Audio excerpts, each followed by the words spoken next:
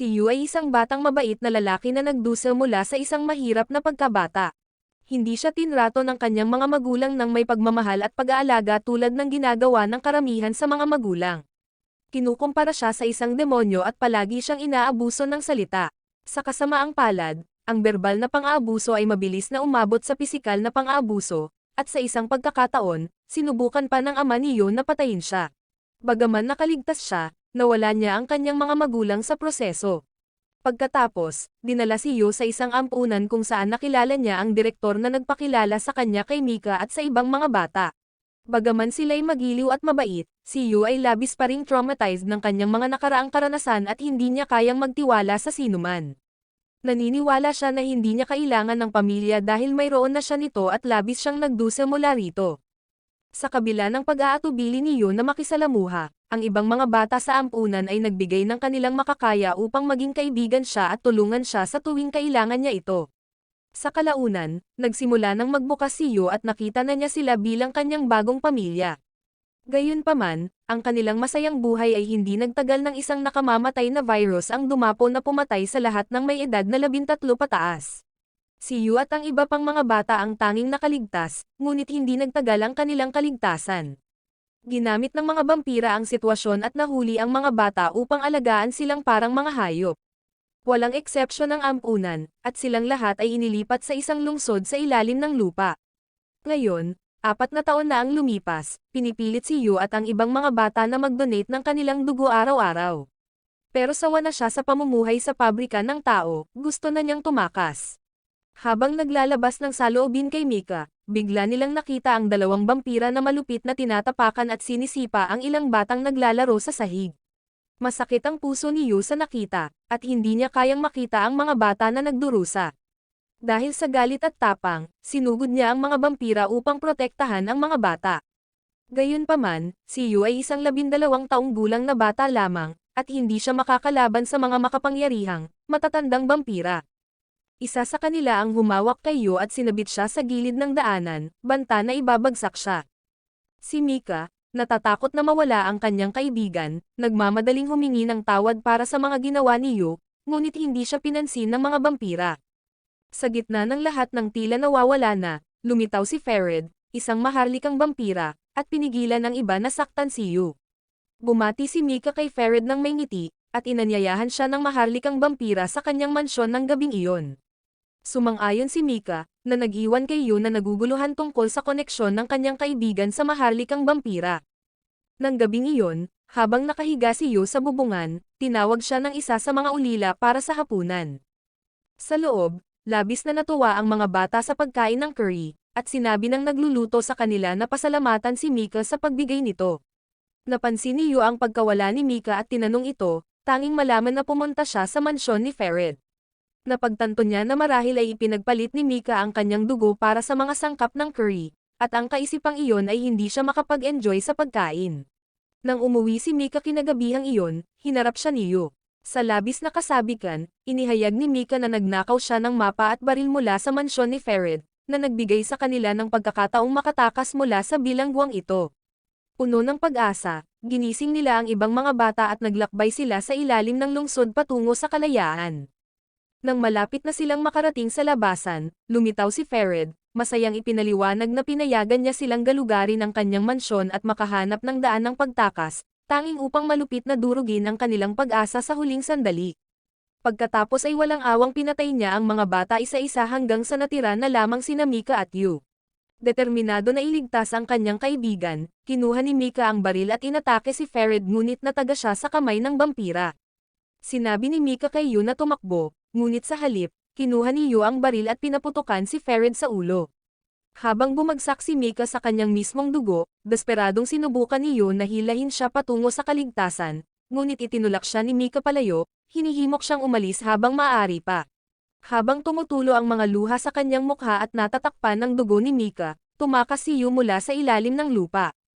Nang siya ay lumabas na, nakatagpo siya kina Gurren at ang kanyang koponan mula sa Mondeman Company, isang grupong militar ng tao na lumalaban-laban sa mga vampira. Tinawag ni Gurren si Yu bilang nakatagong sandata mula sa Hayukuya Orphanage at inalok siya ng pagkakataong makipaglaban kasama nila. Puno ng pighati at galit, kumapit si Yu kay Gurren, nangako na magiging kanilang armas at wawasakin ang bawat vampira sa mundo bilang alaala ng kanyang nawalang pamilya. 4 na taon na ang lumipas mula nang mawala ni Yu ang kanyang pamilya sa mga vampira, at ang kanyang puso ay naging malamig at puno ng galit. Natatakot siyang makipagkaibigan muli, natatakot na baka mawala rin niya ang mga ito. Si Gurren, na nag-alaga kay Yu, ay inilagay siya sa isang paaralang militar ngunit hindi na siya kinausap mula noon. Naghahanap ng atensyon, sinubukan ni Yu na makahanap ng paraan para mapatalsik, umaasang tatawagan siya ni Gurren para makipaglaban. Bigla na lang, tinukso siya ni Shinoa, kaklase ni Yu, at sinabi na kailangan niyang magpakabait. Naghatid siya ng mensahe mula kay Gurren, hindi papayagang sumali si Yu sa hukbo hanggat hindi siya nakakabuo ng kaibigan. Pagkatapos ng klase, binigyan ni Shinoa si Yu ng isang tala mula kay Gurren, na ikinainis niya. Habang umaalis siya, sinundan siya ni Shinoa, ipinaliwanag na kailangan niyang magsulat ng ulat tungkol sa kanyang pag-uugali. Bigla, nakarinig sila ng kaguluhan at nakita nilang pinagtutukso ang kanilang kaklase na si Yoichi. Sa simula, hindi pinansin ni Yu ang sitwasyon, pero nang tawagin ng bully si Yoichi na parang hayop, hindi niya maiwasang maalala ang malupit na pang-aasar ng mga vampira. Binalaan siya ni Shinoa na hindi siya tatanggapin ni Gurren kung aatake siya sa mga sibilyan. Bilang resulta, binugbog si Yu at naging pangalawang batang bully. Habang tumatakbo ng mga gawain para sa mga bully, ibinahagi ni Yoichi ang dahilan kung bakit siya pumasok sa military school. Gusto niyang maghiganti para sa kanyang kapatid na pinatay ng isang vampira habang pinoprotektahan siya. Diretsyong sinabi ni Yu kay Yoichi na masyado siyang mahina para sumali sa hukbo, na halos magpaluha kay Yoichi. Biglang sumabog ang isang malapit na gusali, at umingay ang mga siren na nagbabala tungkol sa isang nakatakas na vampira.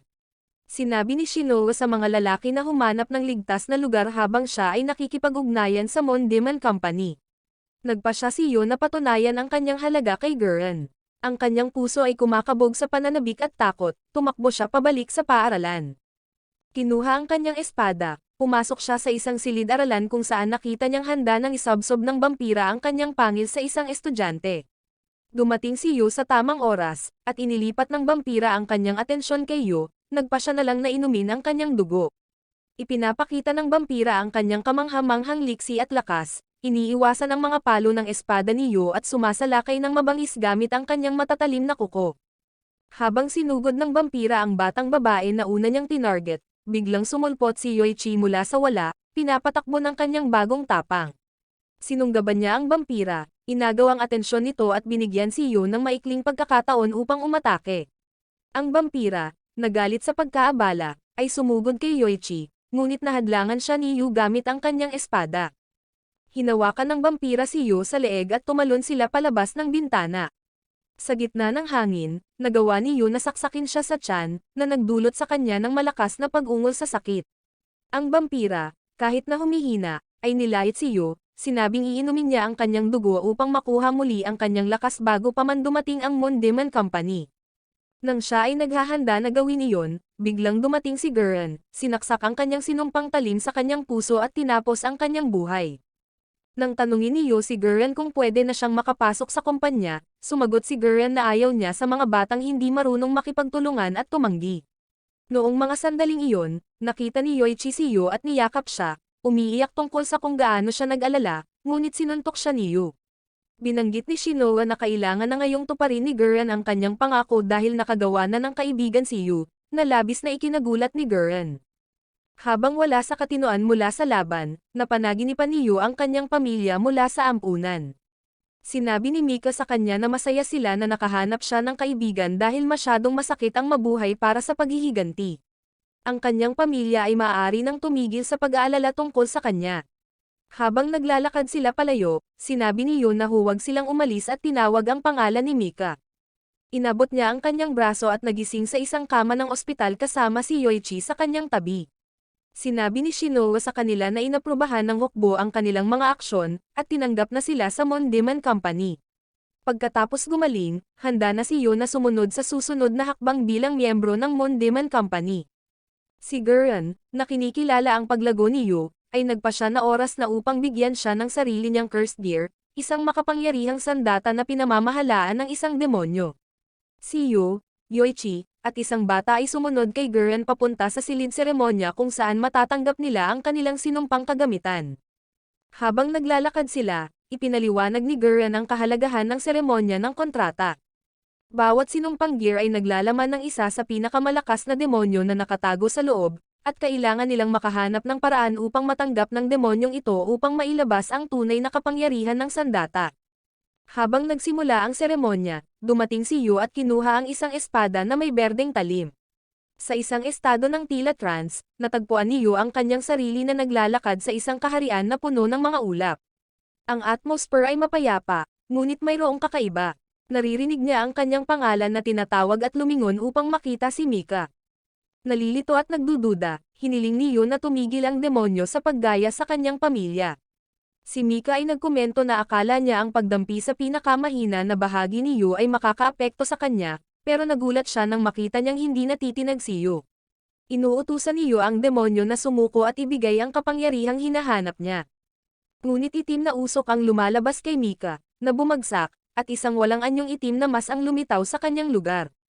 Ang demonyo ay nagpakita. Tinanong ng demonyo kung bakit labis na nagnanais ng kapangyarihan si Yu. Sagot ni Yu na ito ay para sa paghihiganti at dahil nawala ang kanyang pamilya. Ang demonyo ay nag-aangking maibibigay nito sa kanya ang walang hanggan na kapangyarihan para sa paghihiganti, ngunit biglang may boses ng isa pang ulila na humahadlang, sinasabing hindi ito sapat. Lumingon si Yu at nakita ang mga walang buhay na katawan ng kanyang pamilya sa ampunan na nakahiga sa lupa. Tinanong ng mga bata si Yu kung iiwanan niya na naman sila at tinanong kung patas ba na siya lang ang nakakagawa ng mga kaibigan at namumuhay ng masaya. Ngunit iginiit ni Yu na hindi niya sila nakalimutan. Sumisigaw siya sa demonyo na huminto at humihingi ng kapangyarihang protektahan ang lahat ng mahalaga sa kanya. Sumang-ayon ang demonyo na susundan si Yu basta't mananatiling matatag ang kanyang puso, ngunit nagbabala na kukunin nito ang kanyang katawan kung makaramdam ito ng kahinaan. Ipinakilala ng demonyo ang sarili bilang Asura Maro at inihayag na mayroong isang bagay sa loob ni Yu na hindi na tao, marahil dahil sa eksperimento. Sinabi ni Asura Maro kay Yu na huwag magtiwala sa mga tao, dahil maaari silang maging mas nakakatakot kaysa mga demonyo o vampira. Si Yu ay nagising mula sa trance na hawak ang espada ng demonyo. Habang pinagmamasdan niya ang kanyang mga kaklase, napagtanto niya na matagumpay na natapos ni Kimizuki ang kanyang pagsubok, ngunit patuloy pa ring nakikipaglaban si Yoichi sa kanyang demonyo. Bigla, isang malakas na pagsabog ang umabot at isang ulap ng alikabok ang pumuno sa lugar. Ipinaliwanag ni Gurren na nabigo si Yoichi, at ang demonyo ay ngayon nasa kanya na. Nakita nila si Yoichi, na ngayon nagbago na may matutulis na kuko, matutulis na ngipin, maliliit na sungay, mga marka sa ilalim ng kanyang mga mata, at mga guhit na mga pupil. Nagreklamo tungkol sa mga tao na abala, nagpakita siya ng isang malaking berdeng pana. Inutusan ni Gurren sina Yu at Kimizuki na patayin siya, ngunit tumanggi si Yu, tinanggal ang busog mula sa kamay ni Yoichi. Pinapaalala ni Gurren kay Yu na ang demonyo ay nasa loob ni Yoichi, hindi sa armas.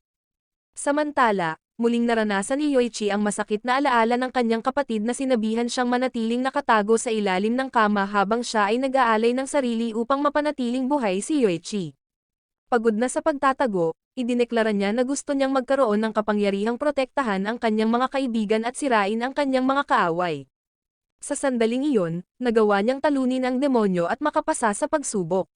Nang mapuno ng emosyon, inihagis ni Yoichi ang pana at tumakbo kay Yu, niyayakap siya ng mahigpit. Kinilala ni Gurren ang talento ni Yoichi ngunit binanggit na ang pagkakasala ay unti-unting kumakain sa kanyang kagustuhang mabuhay. Hinihikayat niya si Yoichi na bitawan ang paghihiganti at mag-focus sa pamumuhay upang protektahan ang kanyang mga kaibigan. Lumingon kay Yu, sinabi ni Gurren na kalimutan na ang kanyang lumang pamilya at yakapin ang bagong ito, habang inihahayag na bubuo sila ng isang squad na pinamumunuan ni Shinoa. Sa pagkakaroon ng tatlong batang lalaki ng kanilang sinumpang kagamitan at pagpapakita ng pagtutulungan, nagpasya si Gurren na ipadala sila bukas sa harapan upang labanan ang mga vampira na nagbabalak na muling sakupin ang lungsod ng Shinjuku. Kinabukasan, habang papalapit na ang truck ng kargamento sa larangan ng labanan, inihayag ng driver na darating sila sa loob lamang ng 15 minuto. Ang grupo ay naghahanda para sa nalalapit na laban. Si Shinoa, gayunpaman, ay nagbunyag na sila ay kasalukuyang masyadong mahina upang maging tunay na kapakipakinabang sa harapan. Sa layuning palakasin ang kanilang lakas, ipinakilala niya sa kanila ang isang set ng mga magic pills. Ipinaliwanag ni Shinoa na ang mga pildores na ito ay magpapahusay sa kanilang pagsasabay sa kanilang mga demonyo, na magpapalakas sa kanilang mga kakayahan. Ang pag-inom ng isang pil ay nagpapataas ng lakas ng gumagamit ng 1.5 beses, habang ang 2 pil ay times 2 nito.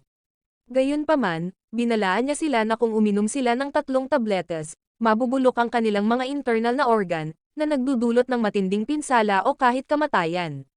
Bawat pil ay tumatagal ng 15 minuto ngunit nag-iiwan ng gumagamit na labis na mahina kapag naubos na ang epekto nito. Tinanong ni Yo si Shinoa kung ito ba ang tunay na paraan upang mapakinabangan ang kapangyarihan ng Cursed Gear. Inamin ni Shinoa na ang pagmaster sa Cursed Gear ay nangangailangan ng dedikadong pagsasanay. Sa kasamaang palad, kulang sila sa oras, at ang mapanganib na estratehiyang ito ang kanilang pinakamainam na pagkakataon na makagawa ng pagbabago sa nalalapit na laban. Pagdating nila sa kanilang destinasyon, natagpuan ng grupo si Gurren na na-corner at walang kalaban-laban, harap-harapang nakatayo sa isang nakakatakot na vampira. Mabilis na inutusan ni Shinoa ang kanyang grupo na inumin ang mga tableta upang mapalakas ang kanilang lakas, iligtas si Gurren, at pagkatapos ay umatras. Sinusunod ng koponan ang kanyang utos, sabik na iligtas ang kanilang lider. Habang papalapit sila, lumala ang sitwasyon ng saksakin ng vampira si Gurren. Galit na galit sa nakita, sumigaw si Yo sa vampira na lumayo kay Gurren. Sinalubong niya ang kaaway, at may determinasyon, itinusok niya ang kanyang sinumpang kagamitan sa dibdib ng vampira. Nagkatitigan ang dalawa, at biglang nagbago ang ekspresyon ni Yo mula sa galit patungo sa pagkabigla. Lumutang ang kanyang mga mata sa hindi makapaniwala. Nakatayo si Yo sa pagkabigla nang mapagtanto niyang sinaksak niya si Mika, ang kanyang matagal nang nawalang kaibigan mula pagkabata. Bigla, inutusan ni Gurren si Yo na gamitin ang sumpa ng talim at patayin si Mika, pero hindi kayang sundin ni Yo ito. Sinubukan ni Gurren na atakihin si Mika mismo, pero skillfully na naiwasan ni Mika ang suntok. Sinuntok ni Gurren si Yo dahil sa kanyang pagsuway, ngunit humingi ng tawad si Yo at ipinaliwanag ang kanyang koneksyon kay Mika, habang tumutulo ang mga luha sa kanyang mukha. Si Yo ay nakakaramdam ng matinding galit dahil iniwan niya si Mika noon. Samantala, sina Mika at Ferid, isang vampira, ay pinag-uusapan kung ano ang gagawin kay Yo habang dumarating ang mas maraming maharlikang vampira sa eksena. Nakita ang panganib, inutusan ni Gurren ang lahat na umatras, ngunit naharang ni Ferid ang pagtakas ni Yo. Pinagtatawanan ni Ferid si Yo, tinatanong kung gusto niyang maglaro, na nag-trigger ng masakit na alaala ni Yo tungkol sa pagpatay ng vampira sa kanyang pamilya. Sa galit, inatake ni Yo si Ferid ngunit hindi siya nagtagumpay na talunin ito. Habang lumalala ang sitwasyon, nag-alok si Mika na tulungan si Yo na makatakas sa mga vampira, hinihimok siyang iwanan ang lahat. Nalilito, tinanong ni Yo kung bakit kasama Leave ni Mika si everything Ferid, behind. ang pumatay sa kanilang Confused, pamilya. you questions why Mika is with Ferid, the one who killed their family. Mika dismisses Yu's concerns and carries him in his arms, explaining that humans are exploiting Yu. Sa kabila ng mga pakiusap ni Mika, tumanggi si Yo na iwanan ang kanyang mga kaibigan. Gayunpaman, nang lumingon si Yo sa kanyang mga kaibigan, nakita niya si Shinoa na umiiyak habang kinakagat sa leeg ng isang vampira. Ang emosyonal na sakit ni Yo ay nag-trigger ng isang pagbabago sa loob niya. Ang kanyang kaliwang mata ay naging pula, at dugo ang tumulo sa kanyang mukha habang siya ay pumasok sa isang estado ng trance. Sa trance na ito, nakatagpo si Yo kay Asura Maro sa isang gintong platito.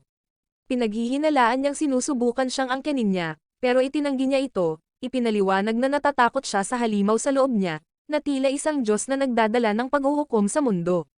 Sa ganitong mistikong vision, nakikita ni Yu ang 7 napakalaking trompeta at mga anghel na lumilitaw mula sa mga nagniningning na sinag ng liwanag. Binalaan siya ni Asura Maro na huli na ang lahat, at ang hindi taong bahagi niya ay malapit nang magwala.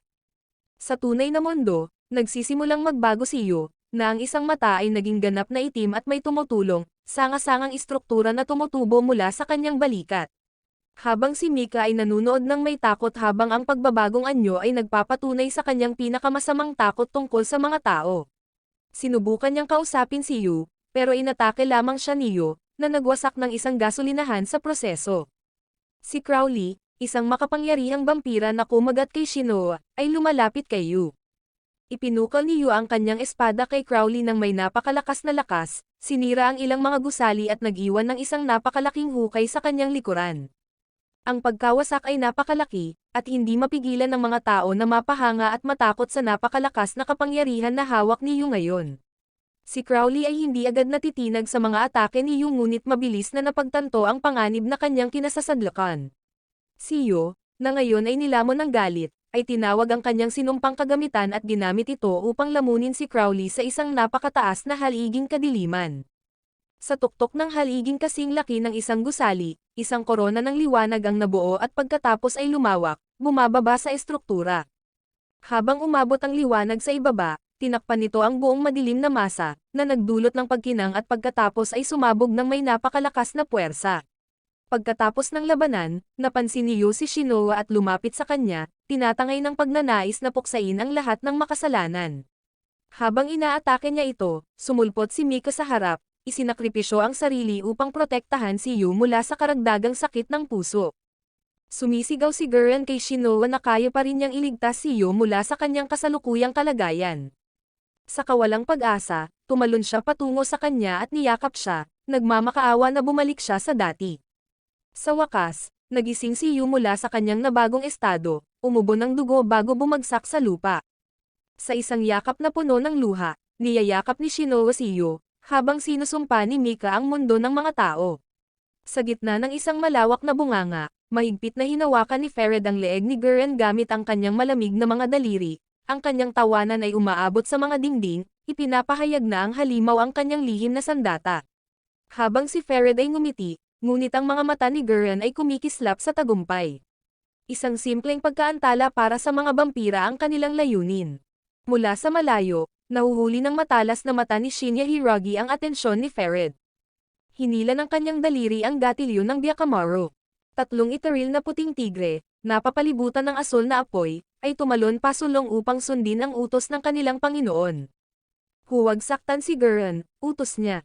Ang sayaw ni Fered sa kamatayan ay nag-iwan sa kanya na hindi nasaktan kundi may maliit na gasgas lamang. Isang babalang sinunod, o baka ang suntok ay naging nakamamatay. Pagkatapos, mula sa mga anino, lumilitaw ang mga mandirigma ng tao. Si Kureto Hiragi ay naglakad pasulong, ang kanyang paghamak kay Gurren ay kasing lamig ng dulo ng kanyang espada. Magaling ka, para sa isang simpleng tauhan lamang, sabi niya, naghahanda na manguna. Ang kanyang mga utos ay malinaw, hulihin ang mga maharlika, ipakita sa mga vampira ang galit ng Hiragi, ng mga tao, at ng Hapon na imperial na hukbo ng mga demonyo. Sa isang galaw ng kanyang kamay, nagsimula ang pag-atake. Naalala ni Shinoa ang nakaraang laban at ang pagbabago ni Yu habang naglalakad siya sa ilalim ng lupa. Lumapit siya sa isang pinaghihigpitang lugar na binabantayan ng mga sundalo. Ipinahayag ni Shinoa ang kanyang pagkakakilanlan bilang miyembro ng unit ng pagpatay sa vampira ng Japanese Imperial Demon Army. Binanggit ng mga sundalo na ito ay isang laboratorio kung saan sila nag-eeksperimento sa mga nahuling vampira. Para makapasok, ipinakita ni Shinoa ang kanyang pamilya crest sa isang relo, na nagbigay daan sa kanya. Pumasok siya sa isang laboratorio na puno ng mga siyentipiko na nag-e-examine ng mga vial ng dugo. Si Gurren ay nasa isang opisina na nagmamasid sa kanila. Hinaharap ni Shinoa si Gurren, tinatanong tungkol sa pagbabago ni Yu at ang espesyal na gamot na ibinigay niya rito. Pinapahirapan ni Gurren ang kanyang emosyon at iniiwasan ang pagbibigay ng malinaw na sagot. Tinutokso niya kung paano makakaligtas ang mga tao sa isang mundo na may mga horseman at vampira, at binanggit niya ang mga sakripisyo ng kapatid ni Shinoa para sa sinumpang kagamitan. Namumula si Shinoa nang tanungin kung may crush siya kay Yu. Inutusan siya ni Gurren na umalis at sinabi na mawawalan ng bisa ang gamot sa loob ng 5 araw, at magigising si Yu. Si Shinoa ay nakaupo sa tabi ng kama ni Yu sa ospital, nag-aalala at umaasang magigising siya sa lalong madaling panahon. Hawak niya ang kamay nito pero itinanggi na may crush siya dito. Sa isang flashback, galit si Mika sa mga tao habang nagaganap ang labanan.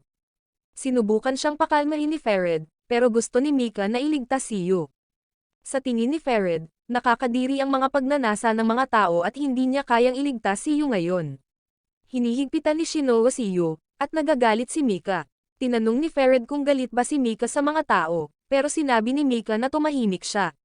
Nag-iisip si Fered kung ano ang magiging ano ni Mika, pero kailangan nilang umalis. Hinawakan ni Ferid ang balikat ni Mika, at sumigaw si Mika sa kanya na bitawan siya. Hinawakan ni Ferid ang leeg ni Mika, at tumingin si Mika pabalik kay Yu. Sa Mika kasalukuyan, is si inside a Mika ay nasa loob ng transparent isang container, transparent na lalagyan, naked and with hubad at may tears in luha sa his kanyang mga mata. eyes. An electronic Isang voice elektronikong boses ang announces that the nag-anunsyo na cursed tapos na ang sinumpang detoxification is done, at and the bumukas ang container lalagyan, opens, naglalabas ng releasing sinaw. steam. Nagising Mika si Mika wakes at up pinunasan and ang wipes kanyang mga his luha, tears. napagtanto niyang hindi siya umiiyak mula nang maging vampira siya. Si Mika, Lakas, at Rene ay nagbihis. Nagreklamo si Lakas tungkol sa kanilang mahirap na sitwasyon dahil sa isang tao. Tinanong niya si Mika tungkol sa kanyang sugat dahil siya ang pinakamasakit na naramdaman. Ngunit si Mika ay hindi siya pinapansin, at nagtataka si Lakas kung bakit muli siyang hindi pinapansin ni Mika. Tinanong ni Rene ang tungkol sa halimaw na kanilang nakatagpo. Ipinaliwanag ni Lakas na nag-aalala ang Progenitor Council tungkol sa mga tao na nag-aaral ng isang ipinagbabawal na engkanto na tinatawag na Seraph of the End. Ang pag-atake sa Shinjuku ay dapat na makuha ang isang bagay na may kaugnayan dito, ngunit hindi nila alam kung nagtagumpay sila dahil si Lord Ferid ang namuno, at hindi nila mahulaan ang kanyang mga aksyon. Pinaghihinalaan ni Lakas na may koneksyon si Mika at ang halimaw, at maaaring iyon ang dahilan kung bakit paborito siya ni Reina Cruz. Gusto nilang malaman kung sino talaga si Mika, kahit na hindi siya sumasagot. Tumigil si Mika sa pag-iwas kina Lakas at Rene, malungkot na inamin na isa lamang siyang pangit na vampira, na naguguluhan si Lakas. Isang anunsyo ang tumawag kay Mika sa silid ng Royal Audience, kung saan nais siyang makita ng third progenitor na si Krulteps. Nagbibiro si Lakas na tinatawag ng Reyna ang kanyang alagang si Mika, at umalis si Mika.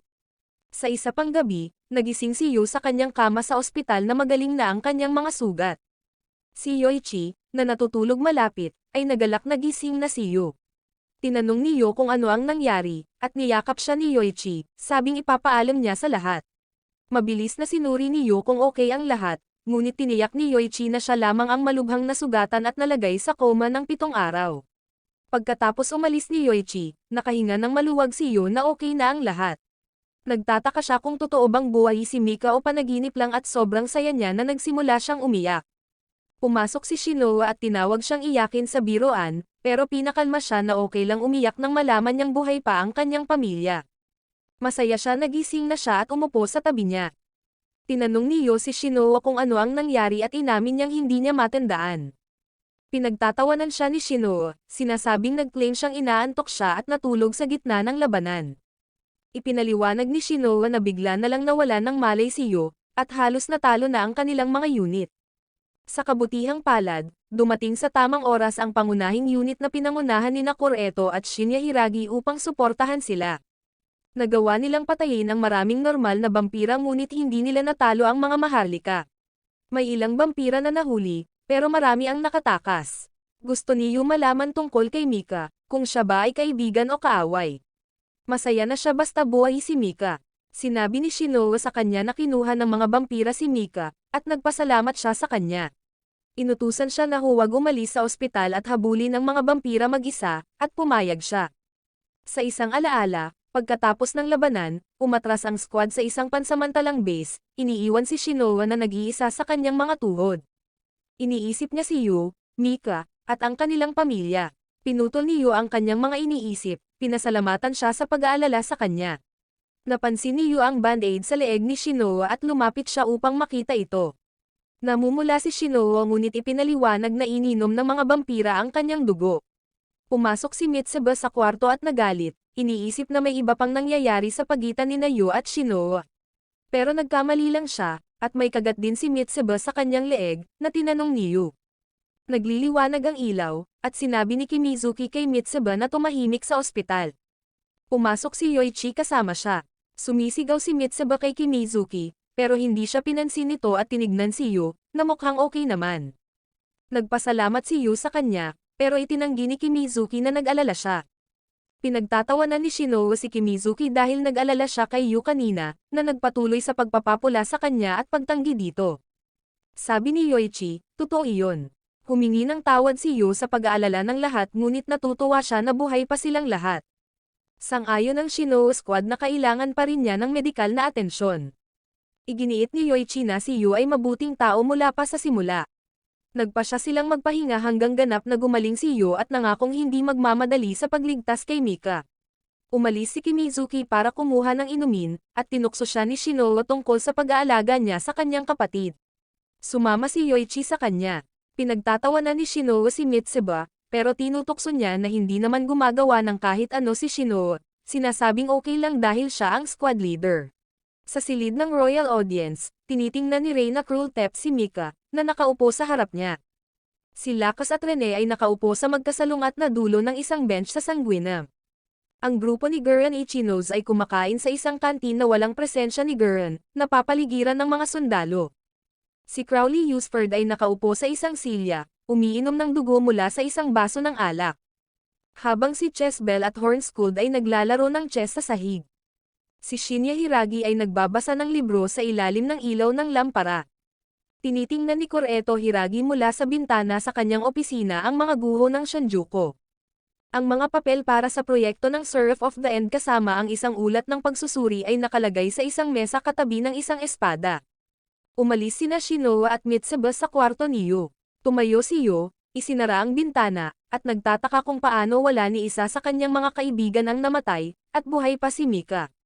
Iniisip niya si Mika at pakiramdam niya ay kaya niyang gawin ang lahat basta't buhay si Mika. Samantala, si Mika ay nakatingin sa buwan mula sa ilalim ng lupa sa Sanguinam, iniisip si Yu.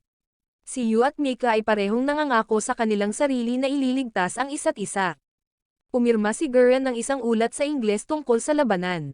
Pinapatay niya ang record player at isinara ito. Sa ibabaw, natutuwa si Ferid Bathori na maayos ang takbo ng mga plano nila ng kanyang kapareha. Napansin niya na ang mga pagnanasa ng mga tao ay lumalabas na sa kontrol, at ang mga vampira ay nagiging mayabang. Ibinigay niya ang datos ng pananaliksik sa kanyang kapareha. Mukhang seryoso ang kanyang kapartner, at habang sinusubukan ni Ferid na magsalita, nagsara ang pinto ng bubong, at umalis ang kanyang kapartner. Nagkaroon ng practice fight sina Shinoa at Gurren sa isang abandonadong lugar. Pinagtatawanan ni Gurren si Shinoa dahil hindi niya siya mapatay kahit na pinatay niya ang kanyang nakatatandang kapatid na si Mahiro. Tinanong ni Shinoa si Gurren tungkol sa paggamit kay Yo at kung may kaugnayan ito kay Mahiro. Ipinahayag ni Gurren na si Mahiro ay nasa loob niya, ngunit hindi siya sinasapian nito. Iniiwasan niyang magbigay ng karagdagang sagot at iniiwan si Shinoa na nabibigo. Mamaya, natagpuan ni Shinoa si Yo sa aklatan. Pagod siya at nagbabasa ng mga libro. Sinabi ni Shinoa na magpahinga siya, pero iginiit niyang ayos lang siya. Pinagtatawanan siya ni Shinoa tungkol sa pagtingin sa mga hindi angkop na bagay. Pinag-uusapan nila ang pagpapalit ng mga tao sa vampira, at tinanong ni Shinoa kung gusto bang gawing tao ulit ni Yo si Mika. Sabi ni Yo, masaya lang siya na buhay pa si Mika at hindi na ang paghihiganti ang kanyang focus ngayon. Inamin ni Shinoa na hindi niya alam kung paano ibalik ang mga vampira sa pagiging tao at napansin na nag-mature na si Yo. Isang boses mula sa intercom ang tumawag kay Yo sa unang opisina, at binalaan siya ni Shinoa tungkol sa makapangyarihang pamilyang Hiragi.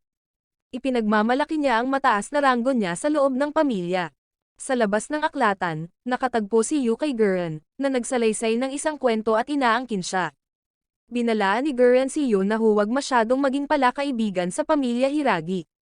Hindi siya pinansin ni Yo at naglakad patungo sa unang opisina, sinundan siya ni Gurren at ipinakita ang kanyang awtoridad.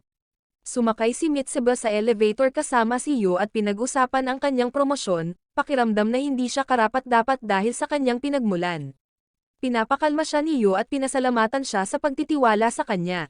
Pumunta siya upang makipagkita sa mga Hiragi, habang nakatagpo si Mitsuba kay Shinoa at sinabi rin ang tungkol sa kanyang promosyon. Habang pumasok si Yo sa madilim na silid, isang spotlight ang nagpakita ng isang vampira na umaatake sa kanya. Natalo niya ang vampira sa isang sulyap ng kanyang espada. Habang si Koreto, Shinya, at Aoi ay nasa silid kasama niya.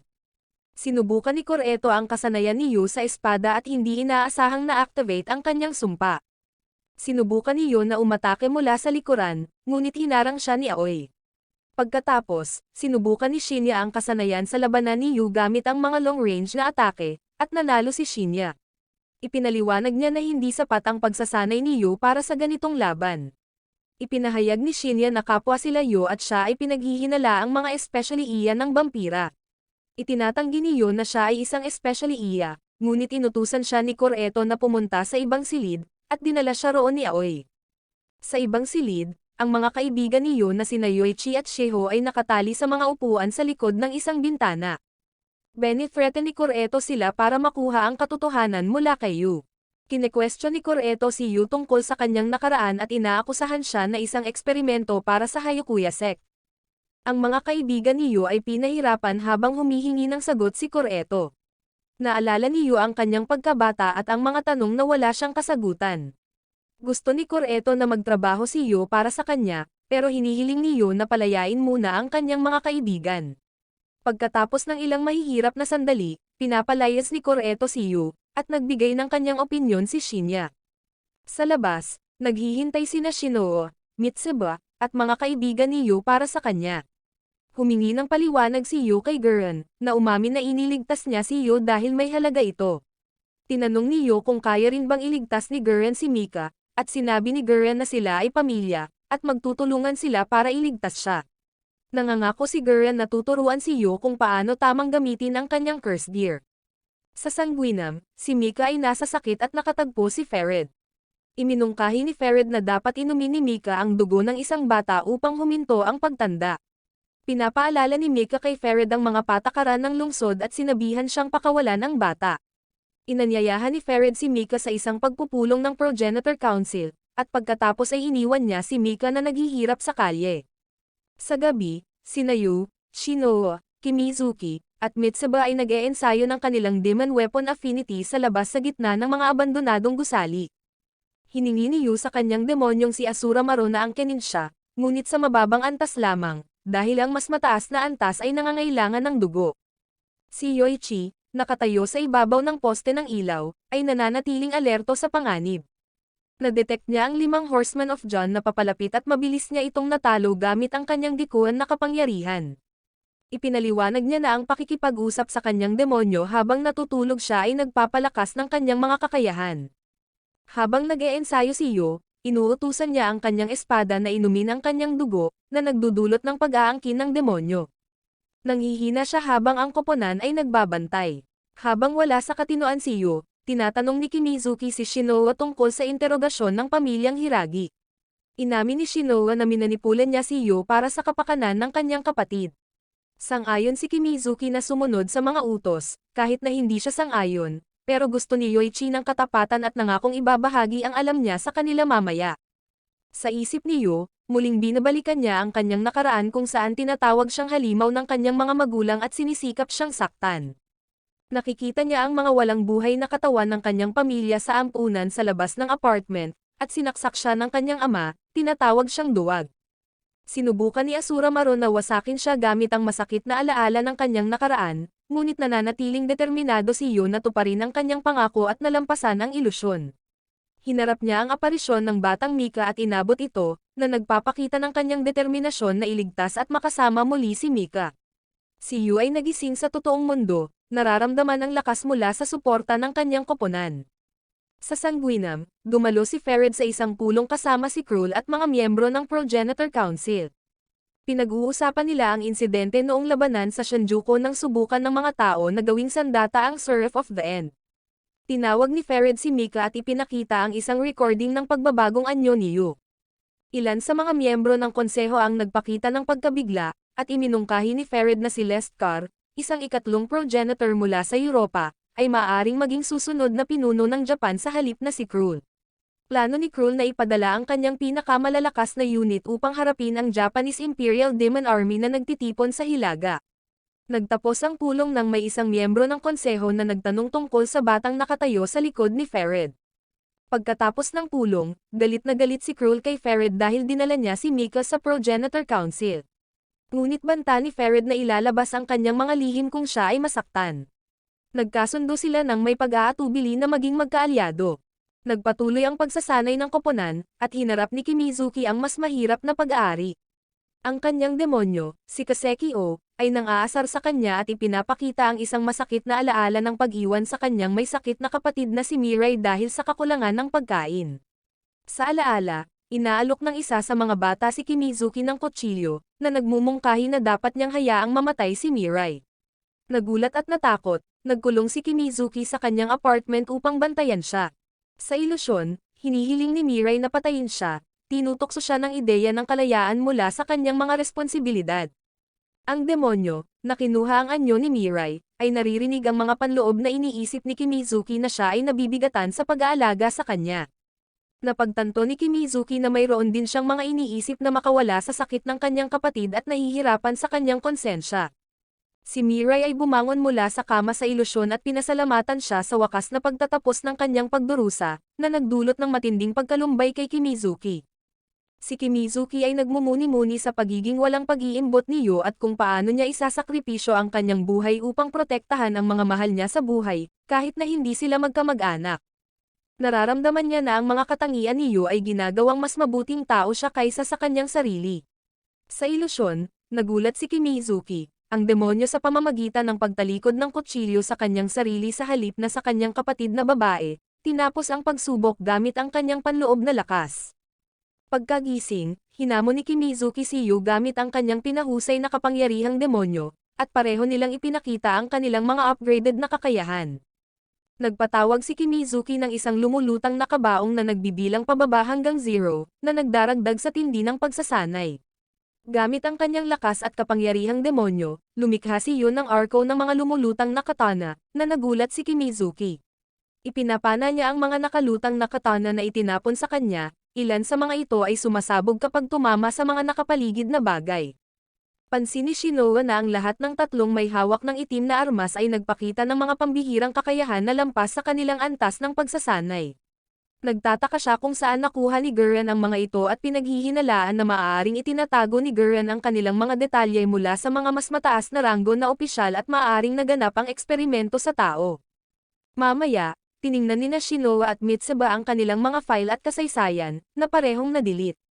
Nababahala sila sa posibilidad ng mga nakatagong lihim sa loob ng hukbo at pakiramdam nila ay hindi sila handa para sa maaaring mangyari sa susunod. Natatakot sila na may masamang mangyayari. Ang batang nakipag-usap kay Ferid Bathory kanina ay nakita na naglalakad-lakad sa Sanguinam, ang lungsod ng mga bampira. Nagpadala siya ng mensahe sa isang kalapati patungo kay Aoi Sango sa nasirang lungsod, at binasa ni Kureto Hiragi ang tala at inutusan si Guren na dalhin sa kanya. Samantala, sina Yo, Kimizuki, at Yoichi ay nakipagkita kay Shinoa at Mitsuba para sa agahan. Narinig nila ang kaguluhan sa kusina at nakita nilang nag-aaway sina Shinoa at Mitsuba tungkol sa isang nagliliyab na kawali. Ipinakita ni Kimizuki ang kanyang galing sa pagluluto sa pamamagitan ng paggawa ng mga omelette. Ipinahayag ni Shinoa ang dalawang mahalagang bagay na dapat pag-usapan. Una, maaaring bahagi si Yo ng eksperimento sa tao at nawalan ng kontrol sa laban, sinubukang saktan si Shinoa. Pangalawa, hindi sigurado si Shinoa kung talagang nasa kanilang panig si Guren. Pinagtatanggol ni Yo si Guren, pero iniisip ni Shinoa na baka ginagamit lang sila nito mula pa noon, lalo na si Yo. Sa tingin ni Mitsuba, baka tingnan ni Guren ang mga ito bilang mga kasangkapan upang mapabilib ang kanyang mga nakatataas, pero maaaring may mas malaking nangyayari. Si Kimizuki at Yo ay nagulat sa bagong impormasyong ito. Naniniwala si Shinoa na kailangan nilang magdesisyon kung pagtitiwalaan ba nila si Guren o hindi, isinasaalang-alang ang posibilidad na siya ay nagmamanipula sa kanila. Maaaring makita silang mga traidor kung susundin nila si Guren at ginagamit niya sila bilang mga armas, kahit na sumusunod lang sila sa mga utos. Sumagot si Guren sa tawag ni Kureto at nakipagkita sa kanya sa bubong ng isang gusali sa Shinjuku. Doon, natagpuan niya ang tatlong vampira na nakagapos sa isang itim na pang-ani. Si Kureto ay kinumpirma na ito ay isang eksperimento ng sinumpaang gear upang gawing mga demonyo ang mga vampira at gamitin ang kanilang kapangyarihan. Nadidismaya si Guren sa pagtrato sa mga nagugutom na vampira. Tinanong ni Kureto kung paano nahanap ni Guren ang tatlong Black Demon prospects. Itinatanggi ni Guren ang anumang kinalaman sa eksperimento sa tao, ngunit hindi siya pinaniniwalaan ni Kureto. Umalis si Guren, pero pinaghihinalaan ni Kureto na baka nagbabalak ito ng kudeta. Hinamon ni Guren si Kureto, sinasabing kaya niyang talunin ito kung gusto niya. Si Kureto nagtitiwala kay Guren dahil sa kanyang mga emosyon, tulad ng pag-ibig, pagkakaibigan, at karangalan, na sa tingin niya ay hindi malamang na magtataksil ito. Ipinahayag ni Kureto ang kanyang malaking layunin na mabawi ang mundo mula sa pamumuno ng mga vampira. Gusto niyang wasakin ang huling vampira sa Japan at durugin ang mga organisasyong pantao upang kontrolin ang mundo sa ilalim ng Demon Army. Plano niyang simulan sa paglipol sa 25 vampire nobles sa Japan, at kailangan niya ang koponan ni Gurren na pumunta sa Nagoya, kung saan matatagpuan ang 10 sa kanila. Alam din ni Kureto na aatakehin ng mga vampira ang Tokyo sa loob ng 1 buwan. Inutusan si Gurren na isagawa ang misyon, ngunit may hinala siya na may itinatagong mas malalim na plano si Kureto. Gusto ni Kureto ng isang mundo kung saan ang mga vampira ay nagsisilbing hayop para sa mga tao upang ilipat ang balanse ng kapangyarihan pabor sa mga tao. Pagkatapos umalis ni Kureto, binisita si Gurren ng isang bisyon ni Mahiro, na nagbabala sa kanya na huwag maloko sa mga utos ni Kureto.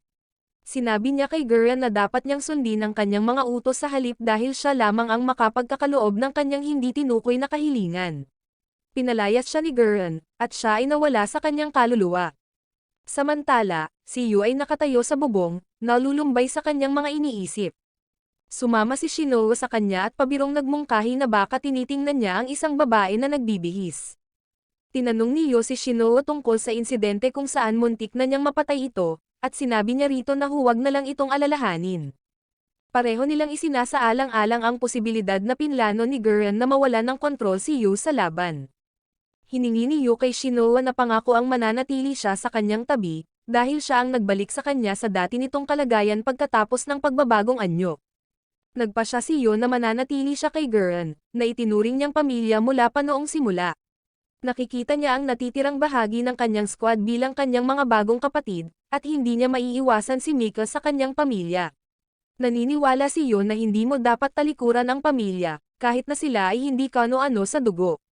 Sumasang-ayon si Kimizuki sa desisyon ni Yu, at sumasang-ayon ang grupo ni Shinoa na sundin ang mga plano ni Gurren.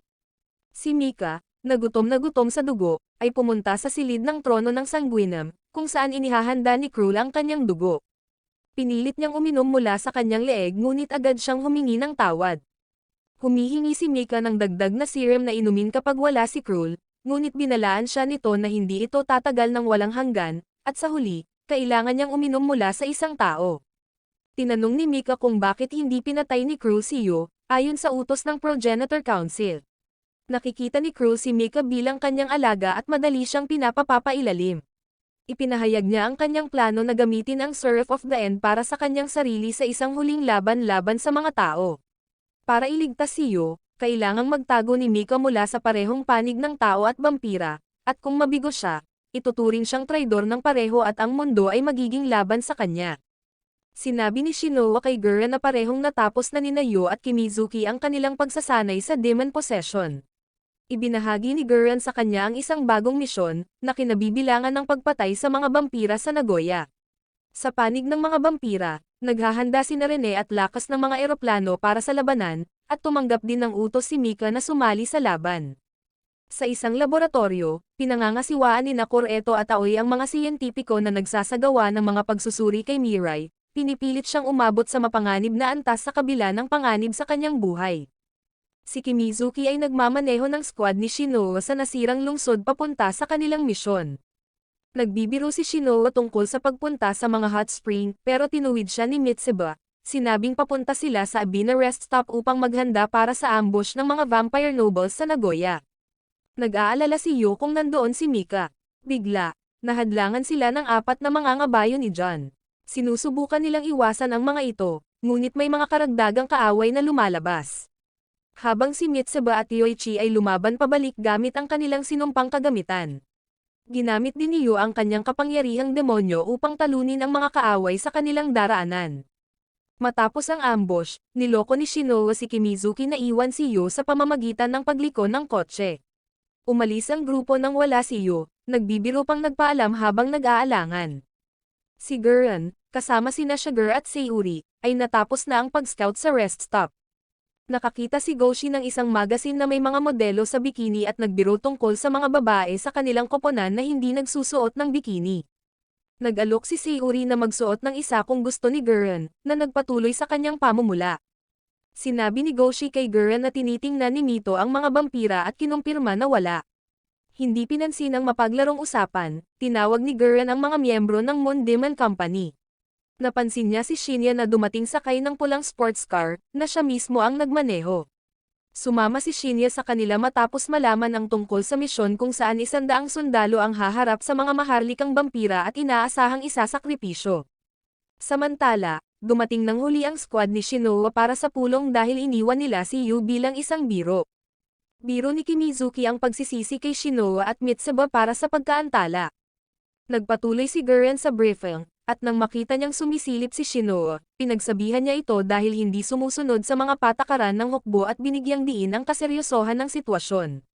Si Yu ang umako ng kasalanan sa pagka-late, sinabing nakipaglaban siya sa 4 na horsemen ni John. Inutusan ni Guren silang magpila, at paparusahan si Yu mamaya. Ipinaliwanag ni Guren na ang susunod na misyon ang magiging pinakadelikado, at marami sa kanila ang maaaring mamatay. Gayunpaman, hinihikayat niya silang mag-focus sa tagumpay ng misyon kaysa sa makabalik ng buhay. Ang layunin ay tagumpay, hindi simpleng kaligtasan.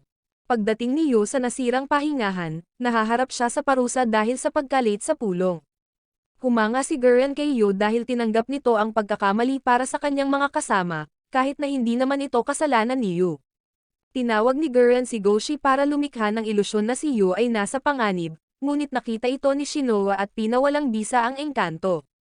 Ipinahayag ni Guren na ang parusa ay para kay Shinoa, tinuturuan siya ng aral na ang isang pagkakamali ay maaaring magdulot ng kamatayan ng isang kasama. Iginiit ni Shinoa na nauunawaan niya ang kaseryosohan ng kanyang mga aksyon, ngunit hindi pumayag si Guren. Inutusan niya si Namito at Shinya na maglaban, at inutusan ni Shinoa na mag-ingat sila sa distansya. Pinagtanggol ni Yu si Shinoa, sinabing nagsusumikap siya. Sa kabila ng tensyon, naghahanda ang squad para sa kanilang mapanganib na misyon. Sa puntong ito, nagkaroon ng mainit na labanan sa pagitan ng mga miyembro ng squad. Ang plano ni Shinoa ay kinabibilangan ng iba't ibang laban sa pagitan ng mga long-range at close combat na mandirigma. Gumagamit si Guren ng malalakas na atake laban sa kanila, at sinusubukan ng koponan na kontrahin ang mga ito. Si Yoichi ay humaharap kay Major General Shinya, sina Shinoa at Mitsuba ay nakikipaglaban kay Colonel Juju, at sina Yu at Kimizuki ay humaharap kay Lieutenant Colonel Guren. Nagpalabas si Guren ng isang makapangyarihang projectile, ngunit naiwasan ang kontra-atake ni Yoichi. Nagiging magulo ang sitwasyon habang lahat ay nakikilahok sa labanan. Gumawa si Guren ng isang makapangyarihang vortex na nagwasak ng butas sa gusali, nagkalat ang mga mandirigma. Nakikipaglaban si Yu kay Guren sa ibabaw ng isang kotse, at inutusan ni Shinoa ang squad na bumuo ng isang depensibong formation na si Yu ang nasa gitna. Habang nagpapatuloy ang laban, naglagay si Guren ng explosive spell tag sa noo ni Yu. Hindi maalis ni Shinoa ito dahil pinipigilan siya ni Mito. Sa kabila ng panganib, sinugod ni Yu si Guren, handang patumbahin siya kahit pa sumabog ang tag. Si Guren ay ginamit si Shinya bilang panangga, at hindi makapag-intervene si Yu dahil sa tag. Ginamit ni Guren ang sitwasyon, pinatumba si Mitsuba, inagaw ang armas ni Shinoa, at pinigilan si Kimizuki at Yu na makialam. Ang sitwasyon ay nagiging masalimuot para sa squad habang nakakakuha ng kalamangan si Guren. Matapos ang matinding laban kay Guren, nawala ang usok, at lahat maliban kay Shinoa ay nakahandusay na. Pinagsabihan ni Guren si Shinoa dahil hindi siya nag-perform ng maayos laban sa mga Black Demon holders at nag-aalala tungkol sa kanilang kakayahang harapin ang mas malalakas na vampire nobles sa darating na laban. Pinatibay ni Guren si Yu, sinabing maaari siyang maging mas malakas sa pamamagitan ng pagtutulungan. Nagsalita si Narumi at ipinahayag ang kanyang pag-aalala tungkol sa pagdadala sa kanila sa larangan ng digmaan dahil kulang sila sa disiplina at pagtutulungan. Sumang-ayon si Guren kay Narumi at nagpasya na ipareha ang squad ni Shinoa sa squad ni Narumi para sa nalalapit na misyon.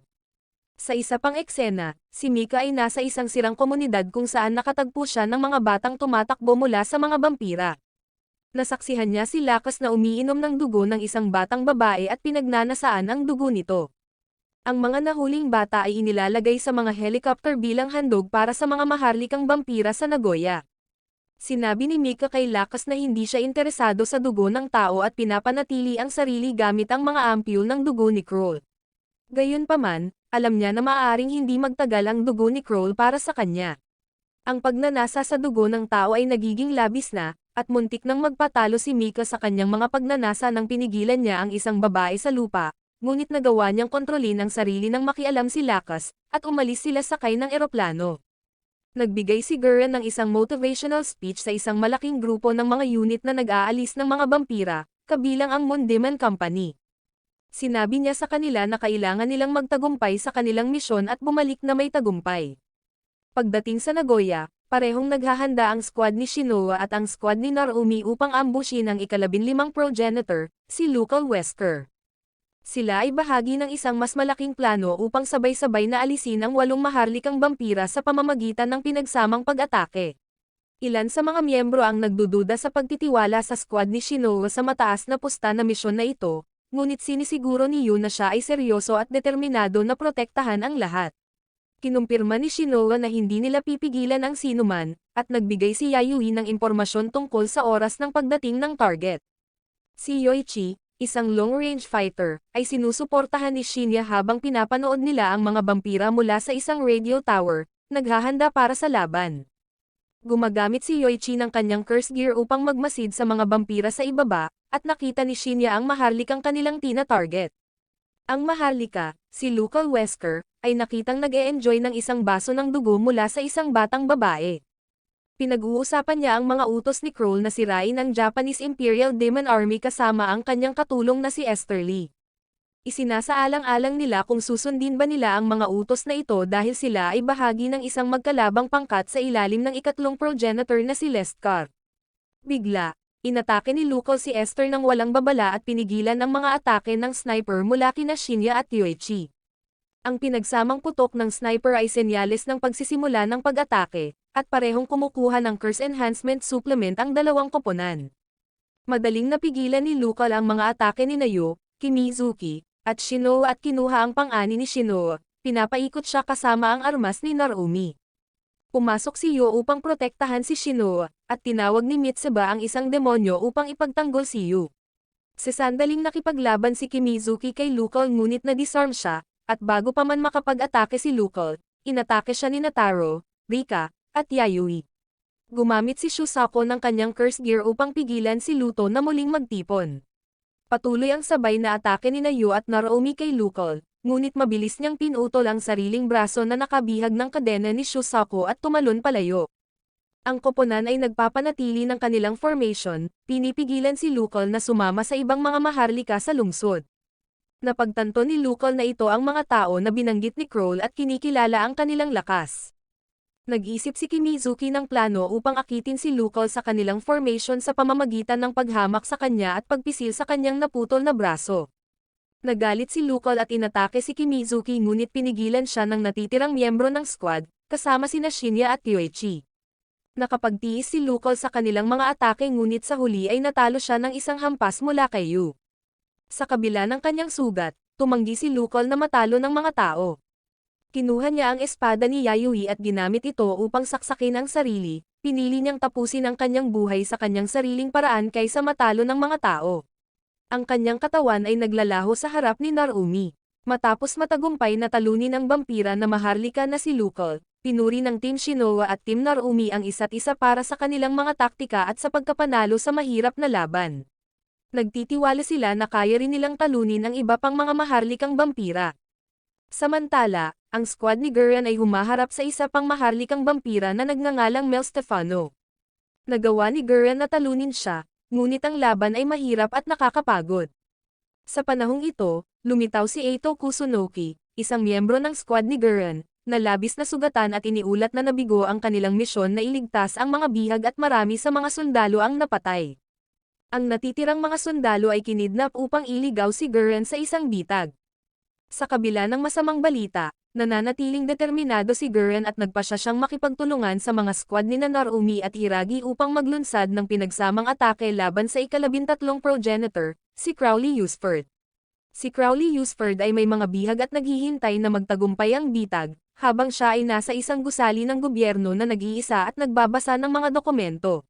Ang sitwasyon ay tensyonado, at ang kapalaran ng mga bihag at ang tagumpay ng misyon ay nananatiling hindi tiyak.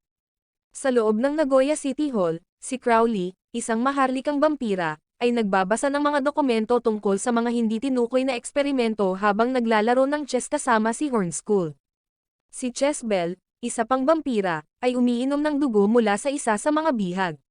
Bagaman sinasabi ni Horn na hindi siya makakapatay ng hostage at sinasabi ni Chess na hindi siya mamamatay ng walang pahintulot niya, namamatay ang hostage dahil sa pagdudugo.